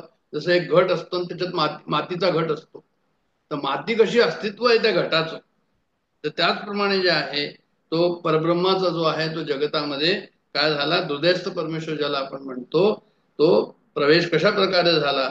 जसं की घट आणि माती त्याप्रमाणे झाला. तर जसं तर घट आहे, रांजण आहे, माठ आहे, कमंडलू वगैरे आहे, त्याच्यामधलं आकाश भिन्न भिन्न प्रकारचं आहे. तर तसंच हे जितके आपल्याला हे दिसतात, ब्रह्मापासून मुंगीपर्यंत जितके जीव दिसतात, ते सुद्धा शरीर लहान आहे, शरीर मोठं आहे, सर्व काही आहे. पण हे कसं आहे, सत्ता स्वरूपाने जे आहे ते सर्वदूर परब्रह्म कसं आहे, सत्ता स्वरूपाने त्या ठिकाणी चैतन्य जे आहे ते विद्यमान आहे. घटाकाश आणि मठाकाश हे एकच आहे. म्हणजे काय की जे बाहेर तत्व आहे तेच आमच्यामध्ये तत्व आहे. जे घटाच्या आतमध्ये आकाश आहे तेच आकाश घटाच्या बाहेर आहे. म्हणजे जीव ब्रह्मेव नापरा, म्हणजे जीव आणि ब्रह्म एक प्रकारे एकच आहे. चेतन तत्व तेच आहे, चेतन तत्व वेगळं नाही. पण आपल्याला घटाच्या आतमध्ये आलेला आकाशाला जसं आपण घटाकाश म्हणतो, तसं माझ्या आतमध्ये जे चैतन्य आहे असं मला वाटतं. खरं म्हणजे मी चैतन्यामध्ये आहे, माझ्यामध्ये चैतन्य असं नाहीये. पण त्यामुळे जे आहे ते जीवात्मा परमात्मा असे दोन नसून ते एकच आहे, हेच फक्त या ठिकाणी सांगायचंय की जीवात्मा हाच परब्रह्म स्वरूप आहे. तत्वमसी महावाक्यामध्ये काय सांगतात? तत्वमसी महावाक्यामध्ये हेच सांगतात की तत्वमसी अहम ब्रह्मास्मी, अयमात्मा ब्रह्म, तुम्ही तूच ब्रह्म आहे. तर ह्याचाच अर्थ हा झाला की जीवो ब्रह्मेव नापरा असं. आणि हे सर्व जे आहे ते समजून आम्ही घ्यायचं. परब्रह्माचा स्वभाव हा अध्यात्म आहे आणि अध्यात्म हेच परब्रह्म आहे, हे समजण्याकरता हा श्लोक या ठिकाणी आहे. म्हणजे ब्रह्मवेद ब्रह्मेव भवती. तर आनंद स्वरूप आत्मा जो आहे हाच सर्वदूर जो आहे तो आहे, हे सांगण्याकरता या ठिकाणी केलं. पुढच्या श्लोकामध्ये, श्लोकाच्या पुढचा जो भाग आहे तो आहे की भूतभावोद्भव करो विसर्ग कर्म सन्निता. म्हणजे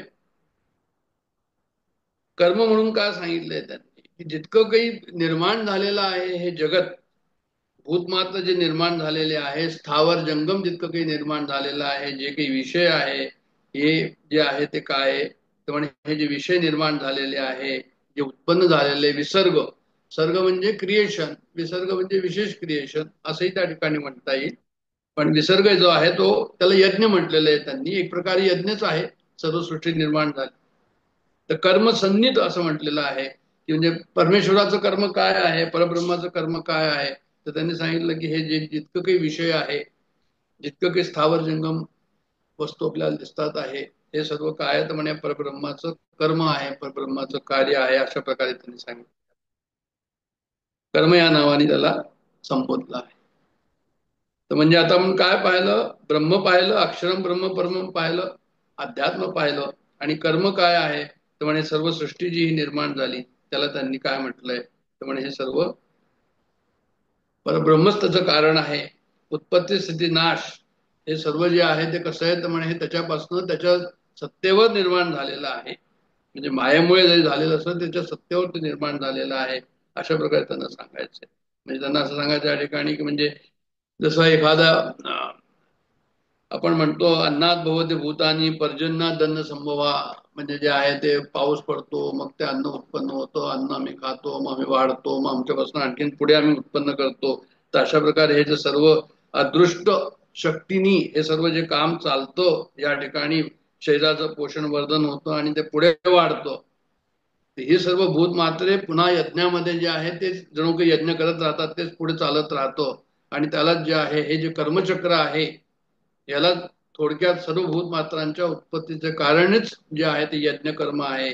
आणि म्हणून ते म्हणतात या ठिकाणी की जे आहे ते भूत भावोद्भव करो विसर्ग कर्म संहिता. आता हा श्लोक इथे पूर्ण झालाय. आपण ज्ञानेश्वरीचं काय आहे हे पाहूया या ठिकाणी की ज्ञानेश्वर महाराज काय म्हणतात.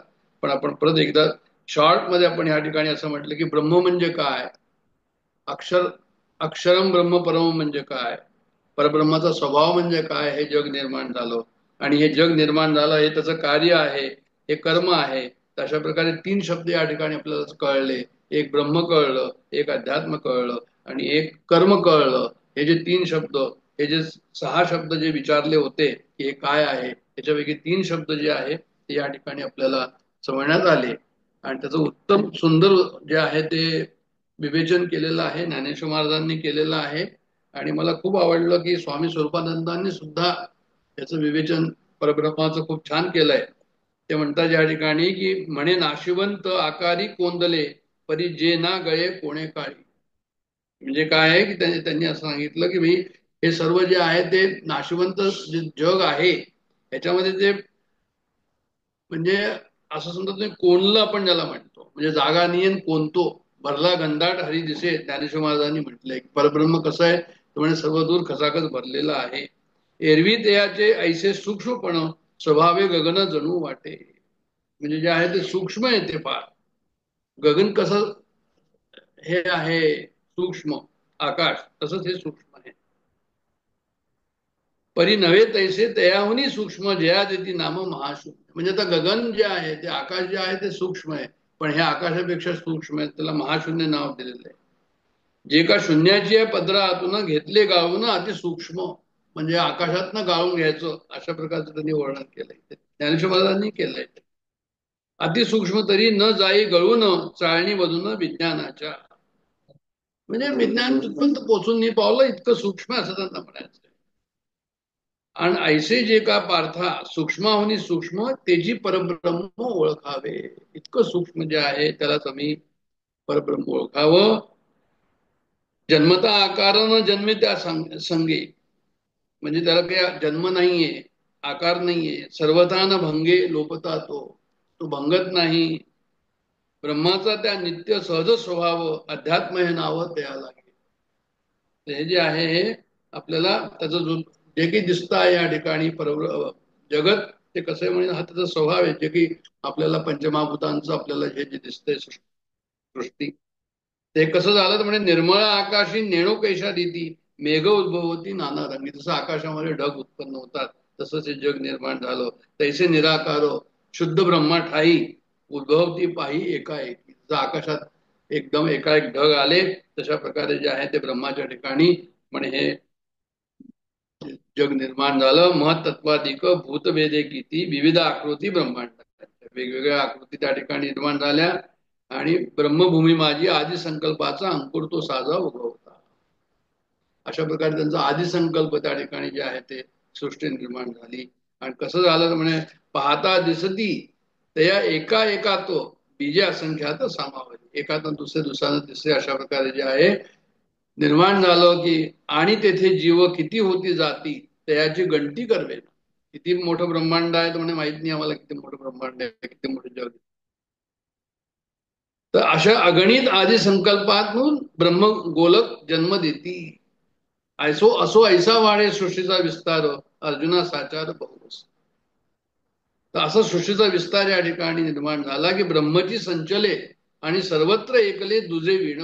एकच एक आहे, दुसरं काहीच नाही. आपल्याला जो दिसतं ते कसं आहे म्हणजे आम्हाला आमचं जे आहे ते अज्ञान दूर झालं की आम्हाला कळेल त्याच्यामधलं एकत्व काय आहे. सम विषमत्व, सम आहे विषम आहे नेणो कैसे आले अकारण झाले चराचर. म्हणजे कैसे कवण हे प्रसवे सकळ पाहू जाता मूळ शून्य चिते. पाहायला गेलं तर सर्व शून्यच आहे, पण मुळी करताना दिसत सर्वत्र. तिथे करता कोण आहे तर म्हणजे दिसत नाही आम्हाला, पण त्याचं कार्य वाढू लागे पार्था. ते कार्य जे आहे वाढताना दिसतं. म्हणून कर्त्याविण पाही अव्यक्ताची ठाई असं म्हटलंय त्यांनी या ठिकाणी. म्हणजे जे आहे ते करता नाहीये या ठिकाणी, कोणी दिसणारा करता नाहीये, पण भासमान होई आकार हा. आपल्याला हा आकार भासमान होतो. ऐसा जो व्यापार, अशा व्यापाराला ते म्हणतात बोलती तत्वता कर्म ऐसे. यालाच ते कर्म म्हणतात. असं त्यांनी एक सुंदर त्याचं विवेचन या ठिकाणी याचं केलेलं आहे. ज्ञानेश्वर महाराजांनी सुद्धा अशाच प्रकारे केलं आहे की मग म्हणितले सर्वेश्वरे आकारी ये ठोकरे कोंदले असत न खिरे कवणे काही. म्हणजे फुटक्या नाशवंत आकार मात्र ते सर्व तुडुंब भरलेलं आहे. काय परब्रह्म भरलेलं आहे, पण ते कसं भरलेलं आहे की ते गळत नाही म्हणे. ते इतकं सूक्ष्म आहे, इतकं घट्ट आहे, इतकं घनदाट. जसं समर्थांनी यांनी म्हटलं की ज्ञानेश्वरांनी म्हटलं तशा प्रकारचं ते आहे. मग ह्याला कसं आहे तर म्हणे ह्याला झीज नाहीये, नाश नाहीये त्या वस्तू. तर म्हणे फुटका नाशवंत असा हा आकार आहे असं म्हटलंय त्यांनी. म्हणजे काय असतं की जे जड आहे त्याला नाश असतो, याला कोणत्याही प्रकारचा नाश नाही असं म्हटलेलं आहे. एरवी सपूरपण तयाचे पाहावे तरी शून्यची नव्हे स्वभावे. म्हणजे सूक्ष्मपणा जर पाहायचा असेल, परब्रह्माचा सूक्ष्मपणा पाहायचा असेल तर आपल्याला असं वाटेल की हे शून्यच आहे, परंतु स्वभावाने ते शून्य नाही. कारण मुळातच ते सत आहे. एवढी सत्यता त्याच्यामध्ये आहे, सूक्ष्मता त्याच्यामध्ये आहे की सूक्ष्मात अतिसूक्ष्म जे आकाश त्याच्या पदरातून सुद्धा याला गाळून घेता येईल इतकं ते सूक्ष्म आहे असं त्यांना म्हणायचंय.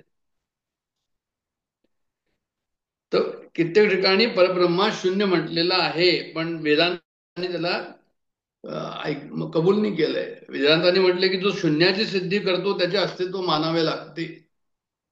म्हणजे जे आहे तो शून्य आहे म्हणणारा तर कोणी हवं. नभाचे शून्यत्व गिळून गुण प्रयाते जे शून्य ते महाशून्य श्रुती वचन संमत. तर म्हणून काय की आकाश सर्वात सूक्ष्म आहे आणि हे तत्व कसं आहे, परब्रह्म म्हणे हे इंद्रिय गोचर नाही, म्हणून त्याला त्यांनी जे आहे ते वेदांतामध्ये साक्षीभास म्हणून सांगितलेलं आहे. जे ऐसेही परिविरुळे ये विज्ञानाची ये खोळे, हालवलेही न गळे ते परब्रह्म. म्हणजे प्रपंचरूपी वस्त्राच्या गाळणीतून हलवले असतानाही ते गळत नाही, इतकं सूक्ष्म ते आहे, सर्वदूर भरलेलं आहे असं सांगायचंय. आणि आकाराचे झालेपणे जन्म धर्माते नेणे, आकारालोपी निवणे काही नाही. म्हणजे ते जन्मरूपी विकारास जाणत नाही, म्हणजे त्याला उत्पत्ती नाही. आकाराने पदार्थ जरी नाहीसा झाला तरी ते केव्हाही नाश पावत नाही. आता काय की जन्म जर झाला तर त्याला हे आहे, जयते अस्ति वर्धते विपरिणमते अपक्षीयते विनाशती, असं सर्व त्याला जो जन्म होतो, जन्माबरोबर हे सर्व जे आहे ते विकार येतात. पण हे विकार या ठिकाणी कोणत्याही प्रकारचे परब्रह्माला नाही. असं ऐसिया आपल्याची सहज स्थिती, ज्या ब्रह्मची नित्यता असती, त्या नाम सुभद्रापती अध्यात्मका. आता हे परब्रह्माबद्दल यांनी म्हटलं, आता त्यांनी अध्यात्माबद्दल म्हणतात. या अध्यात्माबद्दल काय म्हणतात की सहज स्थिती. सहज स्थिती जी आहे ते कशा प्रकारची आहे तर म्हणजे जे आहे ते, ही सहज स्थिती कशी आहे तर म्हणजे नदीच्या प्रवाहामध्ये पाणी जरी पुढे सरकत असेल तरी आम्ही त्याला म्हणतो किंवा हेच पाणी आहे अशी आमची भावना असते. किंवा एखादं चाक जर वेगाने फिरत असेल तर ते आम्हाला स्थिर वाटतं. तसं हे जग क्षणाक्षणाला परिवर्तन होत आहे, पण आम्हाला नित्यच वाटतं. रोजच आम्ही ती पाहत राहतो वर्षानुवर्षात, आम्हाला वाटतं की ते नित्य आहे म्हणून, पण त्याच्यामध्ये सुद्धा जे आहे ते चेंजेस आहे. म्हणून जे आहे त्यांनी असा दृष्टांत दिला आहे की जगाचे क्षणविना विनाशित्व पटवून दिले आहे. नासत जाय क्षणाक्षणाप्रती ऐशी याची स्थिती, अशी जगाची स्थिती आहे जे नासत राहतं ते. म्हणजे हे परिणामी जरी नित्यता, आम्हाला परिणामामध्ये काय वाटतं की नित्य आहे, पण हे नित्य जे आहे ते सहज नित्यता नाही, म्हणजे परिवर्तनशील आहे, ते नित्य नाहीये. जे की आम्हाला जग दिसतंय, आम्ही भ्रमानं आम्हाला नित्य वाटतं असं म्हटलंय या ठिकाणी. म्हणजे हा संसार वृक्ष तैसा मोडतू मांडतू सहसा. म्हणजे हा संसार वृक्ष अशाच प्रकारचा आहे की तो जो आहे तो मोडतच जातो, विकारच आहे त्या ठिकाणी. तर ही याच्यामध्ये काय आहे की जी हे कसं आहे तर म्हणजे हे नित्य आहे, हे सहज नित्यता ह्याच्या पाठीमागे आहे, की आम्हाला त्याचा स्वभाव येतो आणि ते आम्हाला भ्रमामुळे जे आहे ते कळत नाही. मग गगनी जेवी निर्मळे नेणो कैची एक वेळे, उठती घनपटळे नाना वर्णे. आता एकत्र जसे वेगवेगळ्या रंगाचे ढग आकाशामध्ये येतात, प्रथम आकाश निरभ्र असते, ते निर्मळ असतं, आणि अशा आकाशात अकस्मात अनेक रंगाचे मेघ जर पुढून येतात, दाटून येतात, तर म्हणजे ते कळत नाही, आणि सर्वच आकाश जे आहे ते मेघानी किंवा ढगांनी झाकून गेल्यासारखं वाटतं. तैसे अमूर्ती ती विशुद्धे, महदादी मदभूत बेदे, ब्रह्मांडाचे बांधे ह्याची लागत. त्याचप्रमाणे या निराकार परब्रह्मामध्ये प्रकृती काय करते, अहंकार रूपी भेदानी ब्रह्मांडाचे आकार उत्पन्न व्हायला सुरुवात होतात. अहंकार त्या ठिकाणी निर्माण होतो. महत्त्व म्हणतात प्रकृती ब्रह्मामध्ये, परब्रह्मामध्ये प्रकृती, महत्त्व, अहंकार हे निर्माण होतात त्या ठिकाणी. अहंकारामुळे जे आहे ते भेद त्या ठिकाणी निर्माण होतात. मायेला सुद्धा अव्यक्त अमूर्त असं म्हणतात, पण त्या मायेमुळे जे आहे ते सर्व ती आवरण करणारी असते माया, आणि आम्हाला भेद त्या ठिकाणी निर्माण होतो. पुढे म्हटले त्यांनी, पै निर्विकल्पाची बरडी फुटे आधी संकल्पाची बिरुठी, आणि ते सेवेची मोडून ये ठोटी ब्रह्मगोळकाच्या. तर म्हणतात की हे निर्विकल्प परब्रह्म स्वरूप आहे, मूळ संकल्प तो आहे. त्या ठिकाणी एकोम बहुश्याम हा निर्माण झाला संकल्प, आणि मग त्या संकल्पाबरोबर काय झालं की अनेक आकार उत्पन्न झाले. म्हणजे हे सर्व जे आहे ते कसं आहे तर म्हणजे कल्पनातीत शुद्ध ब्रह्माच्या माळ जमिनीत एकोहम बहुश्याम हा संकल्प निर्माण झाला, आणि हे सर्व जग त्या ठिकाणी निर्माण झालं. असं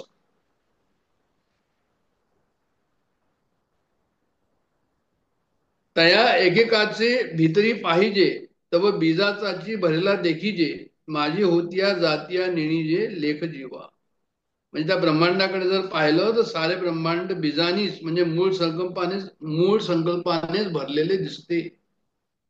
आणि त्या एकेका ब्रह्मांडामध्ये होणारा जाणाऱ्या जीवाची तर गणतीच करता येते. म्हणजे मूळ संकल्पाने हे सर्व जग निर्माण झालेलं आहे. मूळ संकल्प सर्व दूर आहे. तो एकातून एक आपल्याला वेगवेगळं वाटतं, पण ते सर्व काय आहे तर म्हणजे मूळ संकल्पच आहे परब्रह्माचा. त्यातून हे सर्व निर्माण झालेलं आहे. मग तया ब्रह्मगोलकाचे अंशाश प्रसवती आदी संकल्प असमास हे असो ऐशी बहुवस सृष्टी वाटे. म्हणजे ह्या गोलकातील अंशातील एक एक जीव असंख्य दे असे आदी संकल्प कराव्यास लागतो आणि मग जीवसृष्टीचा निर्माण विस्तार त्या ठिकाणी. अशा प्रकारे जे आहे ते त्यांनी सृष्टीचा विस्तार सांगितला आहे. ह्या ठिकाणी कसा होत होतो तर कारण कर्म जे आहे ते सांगतात या ठिकाणी. त्यांनी 3 शब्द आपण या ठिकाणी पाहिले. एक ब्रह्म पाहिलं, एक अध्यात्म पाहिलं आणि एक कर्म पाहिलं. तर कर्माचं हे विवेचन या ठिकाणी चाललंय. हे जे सृष्टी निर्माण झाली हे परब्रह्माचं कर्म एक प्रकारे आहे असं त्यांना सांगायचं या ठिकाणी.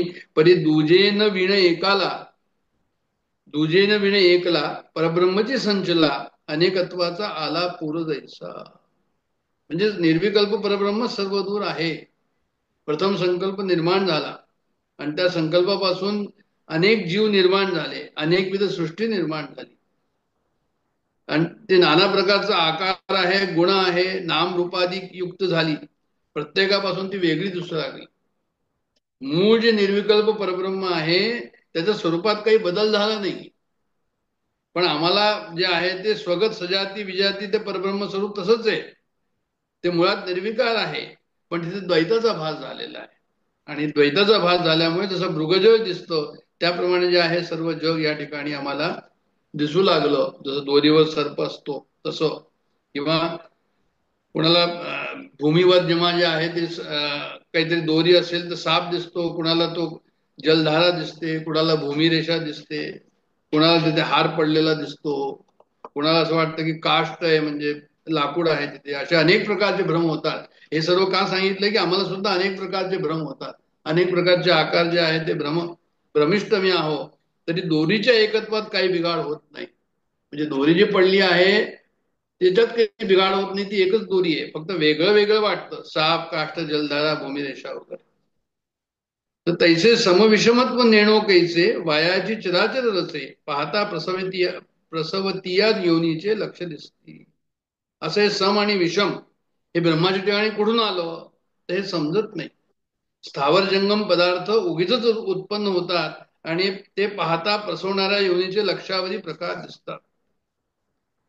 म्हणजे त्यांचं असं म्हणणं की मुळात एकच आहे, समविषभाव कुठून आला माहित नाही.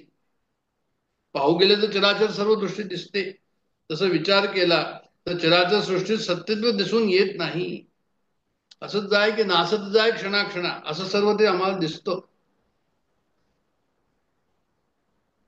तर येरी जीवभावाची ये पालविये काही मर्यादा करू नये पाहिजे कोण हे आगवे विये तव मूळ ते शून्य. तर असं सर्व म्हणजे मोजदात नाही करतायत. हे कोण प्रसवत आहे, पाव्यास गेलं तर त्याचं मूळ शून्य आहे, आम्हाला नाही कळत ते कसं झालं. म्हणून करता मुदल न दिसे. मग मुळात करता कोण आहे तो दिसतच नाही आणि सेखी कारणही काही नसेल. शेवटी त्याचं कारणही काही नाही. जग का निर्माण झालं याच्याबद्दलच सर्व चाललेलं आहे की जगाचा निर्माण कोणी केलं, जग करता आहे का तर म्हणे नाहीये. बरं काही त्याचं कारण आहे का तर म्हणे तेही दिसत नाही. शेखी कारणही काही नसे. माझी कार्याची आपस आहे. मग कार्य दिसतंय आम्हाला, वाटवाची लागेल म्हणजे मध्ये आपोआप कार्य दिसायला लागतं, पण कार्याचा करता कोण आहे आणि कार्याचं कारण काय आहे हे दोन्ही आम्हाला या ठिकाणी दिसत नाही. ऐसा करितेन विण गोचर अव्यक्ती हा आकार. म्हणजे काय की अव्यक्ताच्या ठिकाणी याप्रमाणे करत्याशिवाय हा भासमान आकार उत्पन्न होतो. म्हणजे जो काही आकार आम्हाला दिसतो आहे तो करत्या विना दिसतो आहे.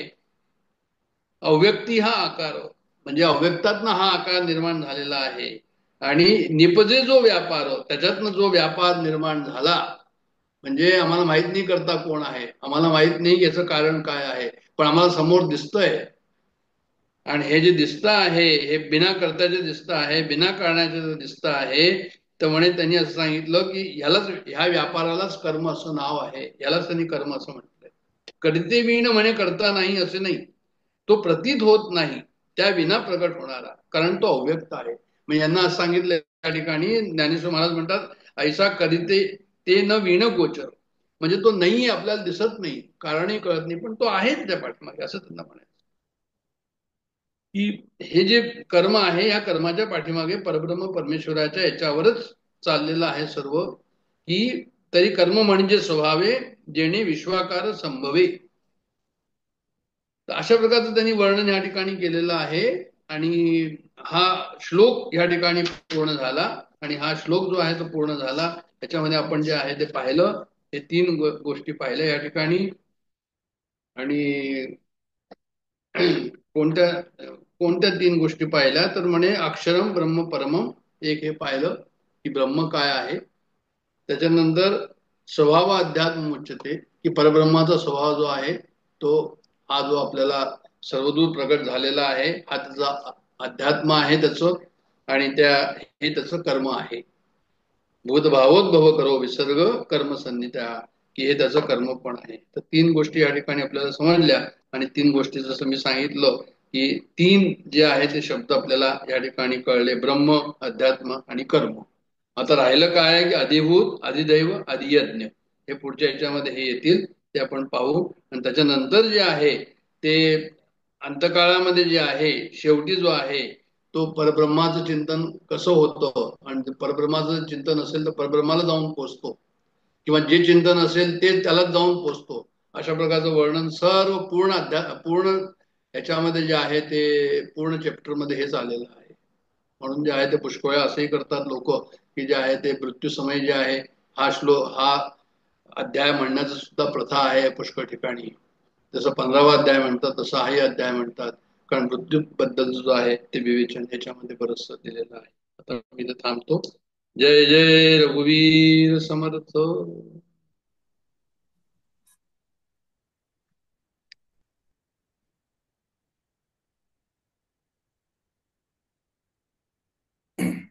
जय जय रघुवीर समर्थ.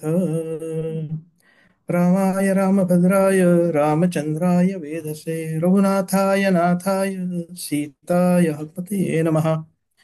परमपूज्य डॉक्टर काकांना स्मरणपूर्वक वंदन करतो, डॉक्टर साहेबांना वंदन करतो. आपल्या सर्वांनाही नमस्कार. मनाच्या श्लोकातला 9वा श्लोक एकत्र म्हणूया आणि त्यानंतर त्याबद्दलचे विचार आपण काही बघूया. नको रे मना द्रव्य ते पुढिलांचे, अति स्वार्थ बुद्धी नरे पापसाचे. घडे भोगणे सर्व ही कर्म खोटे, न होता मना सारिखे दुःख मोठे. श्रीराम जय जय रघुवीर समर्थ. जे परक्याचं आहे ते आपलं वाटणं म्हणजे याला पाप म्हटलं गेलंय.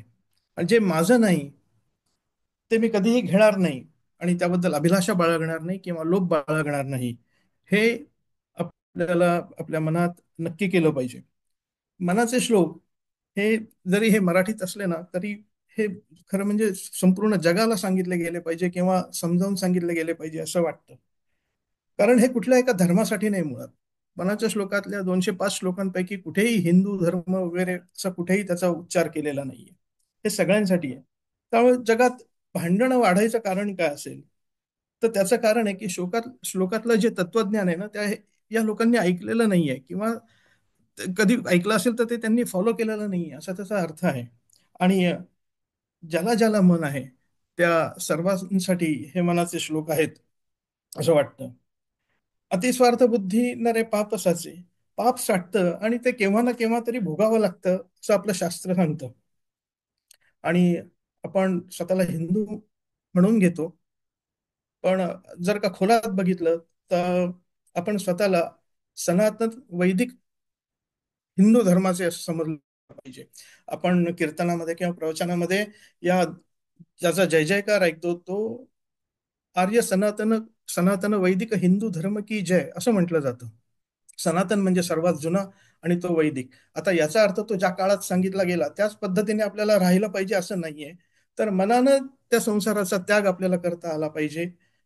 आसक्ती ठेवता कामा नये. राहायचंही तर घरातच, चार भिंतीच्या एक छप्पर असलेल्या एअर कंडिशन असलेल्या घरात राहायचंय, एअर कंडिशन गाडीतच फिरायचंय, पण मनानं त्याचा त्याग करायचा आहे. फक्त उपयोगापुरतं ते आपल्याला वापरून घ्यायचं आहे. त्याबद्दल कुठलाही अहंकार, ममत्व हे बाळगायचं नाही. आणि हे जर का बाळगलं नाही, समजा अशा प्रकारचा अहंकार आणि ममत्व जर का आपण बाळगलं, तर मग आपला लोभ वाढत जातो आणि आपण नको त्या मार्गाने मग धन गोळा करायला जातो. तर जर आपण स्वतःला हिंदू किंवा सनातन वैदिक हिंदू धर्माचे पाईक असं जर का आपण समजत असू, तर आपल्याला 3 गोष्टींवरती श्रद्धा ठेवावी लागते. तर एक आहे तो म्हणजे परलोक, दुसरा आहे तो पुनर्जन्म, आणि तिसरा आहे तो कर्मविपाक. म्हणजे ह्यावरती आपल्याला श्रद्धा ही ठेवावीच लागेल, तरच आपण पुढे याच्यामध्ये प्रगती करू शकतो. आता कर्मविपाक म्हणजे काय यातलं? तर कर्मविपाक म्हणजे मी केलेल्या त्या कर्माचं फळ मला भोगावंच लागणार, या नियमाला कर्मविपाक असं म्हटलं जातं. आता या कर्मविपाकाला 2 दोष नाही आहेत असं सांगितलेलं आहे शास्त्राने. तर ते कुठले? तर एक आहे तो अकृत अभ्यागम आणि दुसरा आहे तो कृतप्रणाश या नावाचा. अकृत अभ्यागम म्हणजे काय? तर मी जे केलं नाही ते मला कधी मिळणार नाही. आणि कृतप्रणाश याचा अर्थ आहे की जे केलं ते कधीही नाहीसं होणार नाही, आणि जे केलंय ते मला भोगूनच संपवावं लागणार आहे, असा त्याचा अर्थ आहे. हे दोष नसलेल्या सिद्धांताला कर्मविपाक म्हणतात. आता एक छोटीशी चूक जी असते आयुष्यात केलेली, ती जेव्हा मॅच्युअर होते तेव्हा आपल्या पापाचा भोग हा सुरू होत असतो. म्हणजे साधारण आपण फिक्स डिपॉझिटचं उदाहरण घेऊ, चांगलं उदाहरण घेऊ, की समजा फिक्स डिपॉझिट मॅच्युअर झाल्यानंतर ती आपल्या खात्यातच जमा होते व्याजासकट परत. तसं कर्मविपाकामध्ये आहे की जे कधीतरी कर्म केलेलं असतं त्याचे त्याचे फळ भोग म्हणून ते वरती येतं आणि ते आपल्याला भोगावं लागतं. आता आपल्याला अनेकदा असं वाटतं मी इतकं चांगलं वागलो तरी माझ्या वाट्याला असं का, आणि तो इतका नास्तिक आहे, कधी देवापुढे दिवा लावत नाही आणि त्याच्या वाट्याला हे सुख का, असं साहजिकच आपल्या मनात मध्ये येतं. माझं एवढं नुकसान होतंय आणि त्याचं इतकं, तो असा नीट वागत नसताना सुद्धा त्याचं इतकं चांगलं होतं असं का, हे जरा थोडंसं मोठ्यानी आपल्या तोंडून बाहेर पडतं. पण आपल्याला माहिती आहे, पण हे सगळं आपल्याला माहिती आहे, पण हे काय मनामध्ये आपला निश्चय पक्का होण्यासाठी आपल्याला याबद्दल पुन्हा पुन्हा विचार करायचा आहे. कारण समर्थ दासबोधामध्ये सांगतात, निश्चया कारणे करी श्रवण, या नावं साधक. पुन्हा पुन्हा ऐकून आपला निश्चय पक्का होतो. आपली कन्सेप्ट, काका सांगतात नेहमी, कन्सेप्ट आपल्या क्लिअर झाल्या पाहिजे, कन्सेप्ट क्लिअर झाल्या पाहिजे आणि आपली धारणा सुद्धा पक्की झाली पाहिजे. म्हणजे त्याप्रमाणे अनुकरण करण्याला आपल्याला त्याचा उपयोग होत असतो. कबीराचा एक दोहा आहे पुण्याबद्दलचा. कबीर म्हणतात की कबीरा तेरा पुण्य का जब तक हो भंडार, कबीरा तेरे पुण्य का जब तक हो भंडार, तब तक अवगुण माफ है करो गुना हजार. म्हणजे जोपर्यंत आपली पुण्य ही साठलेली असतात आणि त्याची फळं आपल्याला जेव्हा आपण ती भोगत असतो, चांगली फळं भोगत असतो, तेव्हा जरी आपण वाईट वागत असलो तरी आपल्याला ती फळं तेव्हा भोगावी लागत नाही, कारण पूर्वी केलेलं पुण्य जे आहे त्याची फळं आता आपण भोगतोय. हे नेहमी आपल्याला लक्षात ठेवलं पाहिजे. त्याकरता मागे मी एका पुस्तकाबद्दल बोललो होतो की हिरजीबाई ठक्कर यांचं गुजरातीमधलं मूळ पुस्तक कर्मणू सिद्धांत नावाचं, त्याची भारतातल्या सर्व भाषांमध्ये भाषांतर झाली. इव्हन परदेशात इंग्रजीमध्ये आणि इतर भाषांमध्ये पण त्याचं भाषांतर झालं. त्याच्यामधलं एक आपण त्या दादासाहेब मावळकरांच्या याच्याबद्दलचं एक बोललो होतो. त्या पुस्तकात दुसरं त्यांनी एक उदाहरण दिलेलं आहे की पूर्वीच्या काळी घरामध्ये धान्य साठवायची एक बळद असायची. म्हणजे 6 महिन्याचं, वर्षभराचं धान्य हे एकदा खरेदी केलं जायचं आणि ते धान्य त्या बळदीमध्ये साचवलं जायचं. आता वर्ण धान्य टाकल्यानंतर काढायची व्यवस्था बळदीच्या ती खालनं होती. तर जसजसं आपण ते धान्य काढू तसं वर्ण ते हळूहळू कमी होणार आणि मग पुन्हा वर्ण भर टाकली नवीन आणून तर ते वेगळ्या प्रतीचं असेल, वेगळ्या दर्जाचं असेल, आणि ते चांगल्या दर्जाचं असेल तर आपण आधीच घेत असतो तेव्हा त्याचा दर्जा तितका चांगला नसतो, ते आपण खातो, ते आपण भोगावं लागतं. याचा अर्थ दुसरा असा आहे की पूर्वी जे आपण वाईट कर्म केलेलं असतं त्याचं फळ आता भोगतोय. आता जरी आपण चांगले कर्म करत असू तरी पूर्वीच्या वाईट कर्माचं फळ आता आपण भोगतोय. आणि जेव्हा हे भोग संपतात, वाईट फळ जे आहे हे संपतं, तेव्हा वरनं चांगल्या प्रतीचं टाकलेलं धान्य हे खाली येत असतं आणि मग तेव्हा आपण चांगलं भोगायला लागतो. याचं कारण आपले पापाचे भोग संपलेले असतात आणि पुण्याचे भोग सुरू झालेले असतात. आणि वैसे वर्षा सुद्धा याचा विचार करायचा की समजा आधी चांगल्या प्रतीचं धान्य असेल आणि नंतर वाईट प्रतीचं जर का धान्य असेल तर आधी त्यामुळे पाप करत असताना सुद्धा आपण चांगलं आयुष्य जगत असतो, चांगली फळं आपल्याला मिळत असतात. त्याचं कारण पूर्वी केलेल्या पुण्याचं ते फळ असतं. आता यामध्ये एक गीता प्रेस गोरखपूर नावाचं एक मासिक आहे, त्यांचं कल्याण नावाचं मासिक आहे, आणि त्याच्यामध्ये एका माणसाने एक कथा लिहिलेली होती. त्या माणसाने लिहिलेली कथा ही गोविंद स्वामी आफळेंच्या कीर्तनात मी पूर्वी ऐकल्याचं मला आठवत आहे. याच श्लोकाला अनुसरून गोविंद स्वामींनी तो दृष्टांत दिलेला होता. त्या कथेचा घडलेली कथा आहे. पण मी पूर्वी मी पूर्वी हे असं पाप केलंय हे कोणाला कळू नये म्हणून त्या माणसाने त्या कथेमध्ये ते नाव त्याचं छापलेलं नव्हतं. त्यांनी त्याचे अनुभव त्यात लिहिलेले आहेत. उत्तराखंड मधला माणूस होता आणि भरपूर श्रीमंत घरात त्याचा जन्म झालेला चांगला. त्याचा मित्र होता, तोही श्रीमंत घरामध्ये. दोघेही चांगले जीवस्य कंठस्थ असे मित्र होते. आणि हिमालयाचं वर्णन त्यांनी ऐकलं आणि त्यांना असं वाटलं एकदा आपण हिमालयात फिरायला जावं.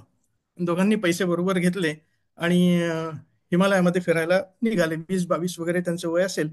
चांगले 10-10 लाख रुपये घरातनं त्यांनी घेतले सांगून आणि हिमालयात फिरायला निघाले. आता त्या काळात 10 लाख म्हणजे साधारण 60 वर्षापूर्वी विचार करा तुम्ही. आजचे निदान 1 कोटी तर नक्कीच असतील. असो, हिमालयामध्ये ते फिरायला गेले. फिरता फिरता एके ठिकाणी गेल्यानंतर तो त्याचा मित्र म्हणाला की जरा मी लघुशंकेला जाऊन येतो, म्हणजे बाथरूमला जाऊन येतो वगैरे असं. आणि तो कडेला तिथे गेला. खोल दरी होती कडेला.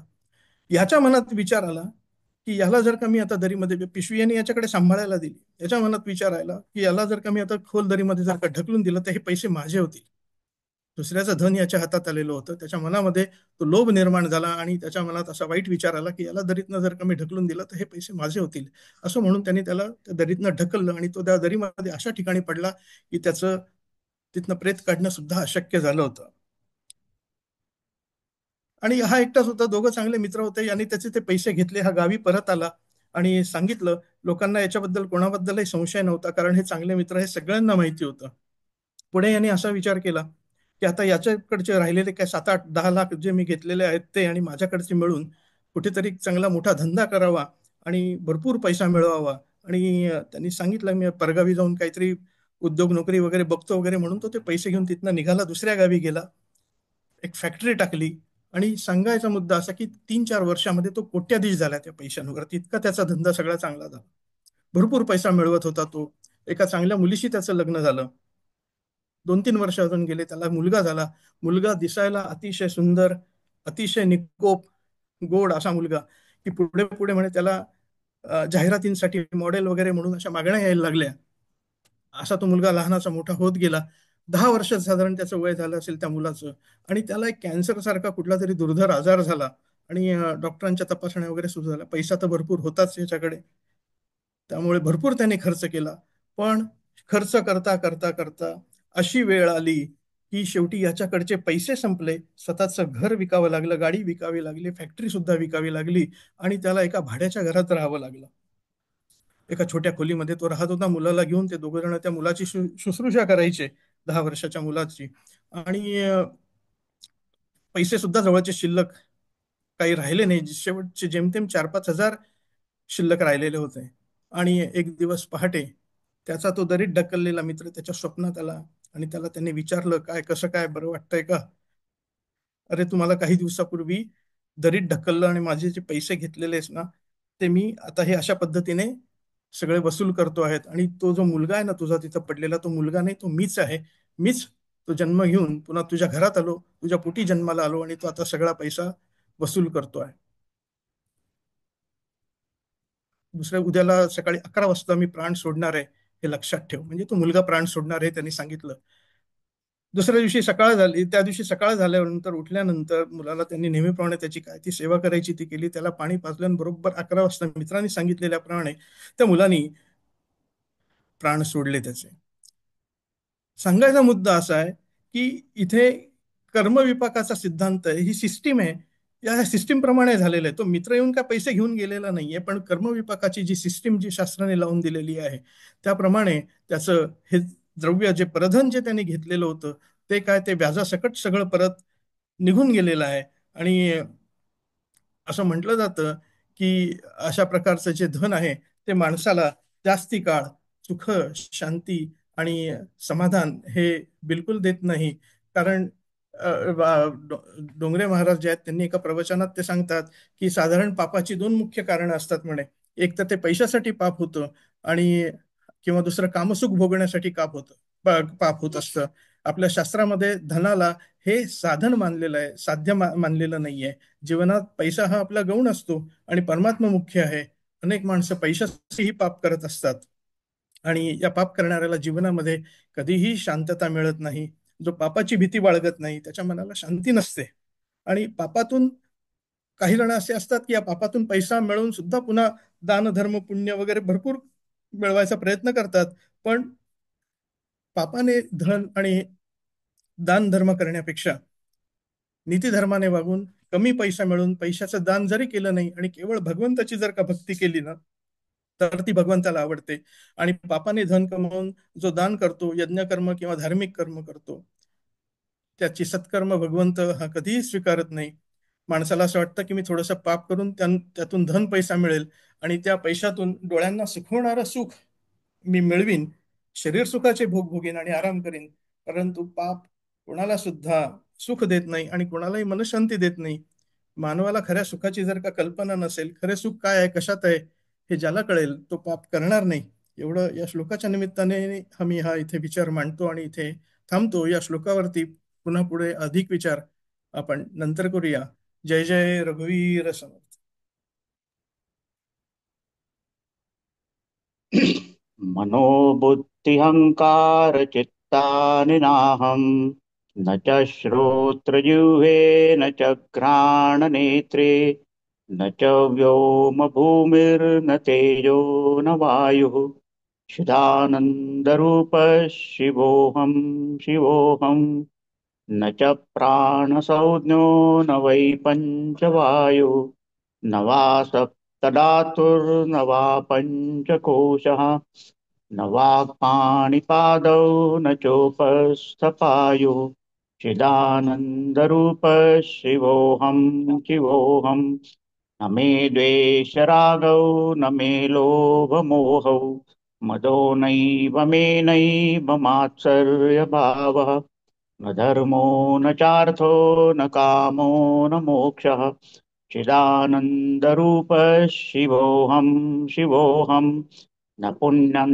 न पापं न सौख्यं न दुःखं न मन्त्रो न तीर्थं न वेदा न यज्ञाः अहं भोजनं नैव भोज्यं न भोक्ता चिदानन्दरूप शिवोऽहं शिवोऽहं न मे मृत्युशङ्का न मे जातिभेदः पिता नैव मे नैव माता न जन्म न बन्धुर्न मित्रं गुरुर्नैव शिष्यः चिदानन्दरूप शिवोऽहं शिवोऽहम् अहं निर्विकल्पो निराकाररूपो विभुर्व्याप्य सर्वत्र सर्वेन्द्रियाणां सदा मे समत्वं न मुक्तिर्न बन्धः चिदानन्दरूप शिवोऽहं शिवोऽहम् चिदानन्दरूप शिवोऽहं शिवोऽहं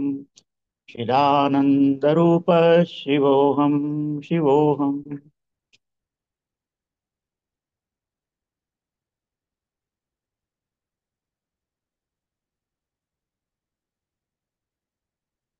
ॐ पूर्णमदः पूर्णमिदं पूर्णात् पूर्णमुदच्यते पूर्णस्य पूर्णमादाय